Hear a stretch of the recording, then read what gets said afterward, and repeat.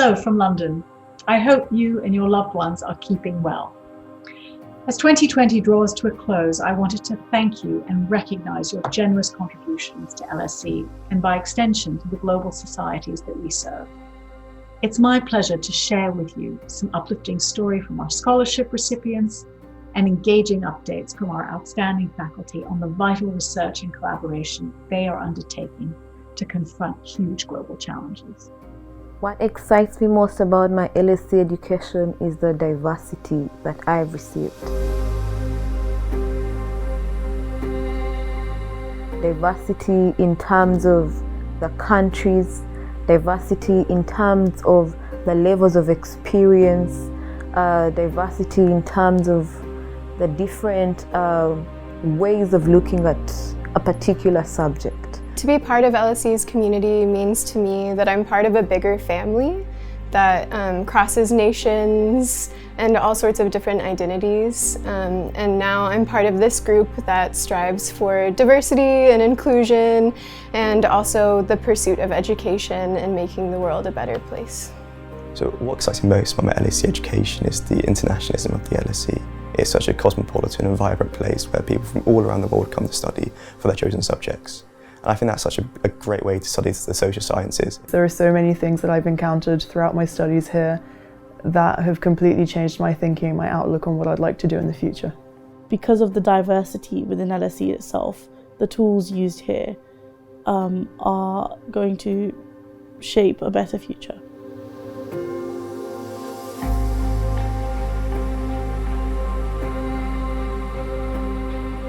I wouldn't have been able to go to LSE if it wasn't for the virtue of a scholarship. And for me, it's a very great privilege to be able to attend the London School of Economics, and what this means to me is so much. At a time when things were not very clear about my future, I got that opportunity. Because of donors, instead of worrying about paying for classes or other things that would normally stress me out, now I can just dive deep into my studies, really love and learn the material without having to worry about the financial logistics behind it.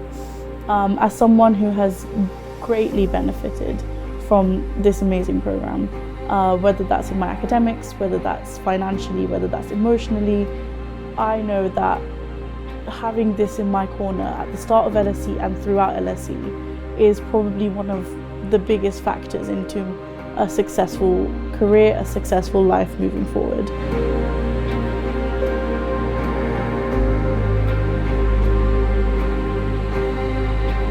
I think we're kind of always passing on this torch, and once again I'm glad to be able to carry that on to the next generation so I can use my education as a way to pave the way for people to come after me as well. I want to inspire girls that come from the area where I've lived. Girls to drop out of school before they finish secondary school, before they are 15, before they are 16, that you can dream, that you can go out. I am ready to champion initiatives and projects that ensures that our world can grow, that ensures that every one of us together can live in peace and harmony, that ensures that vulnerable people can have peace and they can enjoy their life.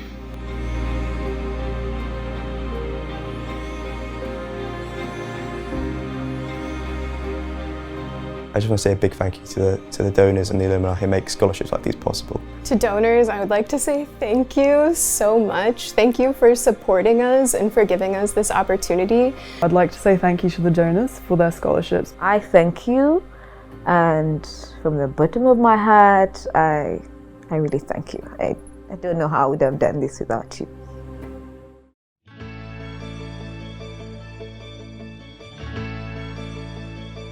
So my research for the last decade has looked at pandemic preparedness and outbreak response, and looking at this from the perspective of international relations, trying to understand how governments and non-governmental actors work together to prepare for the next big outbreak, and then when outbreaks happen, how to respond to them. And most importantly, for me at least, and my research, is thinking about how this outbreak has affected women. We don't see women at the decision-making table when decisions are made. We don't see the differential impacts of how outbreak response policies such as lockdown and isolation can impact women differently to men. We're seeing increasing rates of female unemployment. We are heading for a big she-cession, as some people are dubbing it. And this isn't being considered in the way that we create our policy.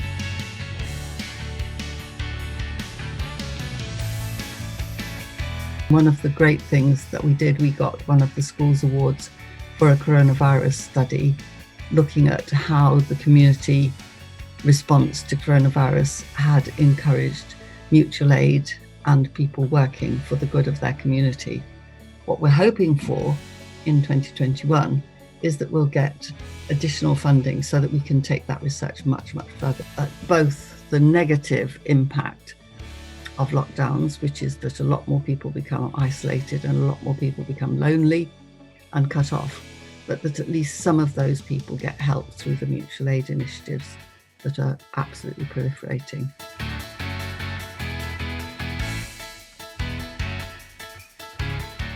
We launched the Data Science Institute in September of 2020. 2020 is a very challenging year in which to launch an institute.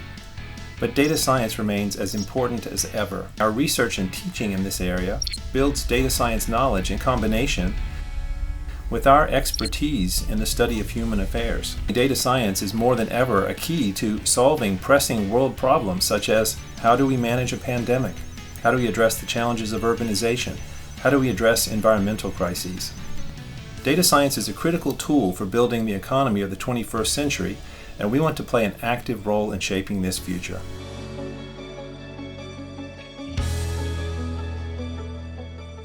LSE will deepen public discussion of sustainability across the world. Sustainability means offering to future generations opportunities at least as good as those we have. And that sustainability is under deep, deep threat. Climate, biodiversity, oceans, in so many ways. It's our duty as scholars, as academics, as citizens of the world, as people from LSE to engage and lead on those issues. It is our duty, and I hope that all of you in the LSE community can participate. Thank you all very much. Hearing these stories further increases my pride in LSE, in our students and our staff, for their commitment and enthusiasm to embody the school's mission of understanding the causes of things. And pride in our alumni, friends, and partners who helped create these stories and enabled us to overcome new challenges and maintain our momentum as we head into next academic year. So while the world continues to adapt and grapple with the lasting effects of the coronavirus pandemic, I have great optimism for LSE and the leading role that we can play together in educating future leaders and change makers, in providing ongoing learning opportunities for our local and global communities, for advancing our research in addressing major global challenges through and after the COVID-19 pandemic, and in confronting inequality and injustice for the betterment of society.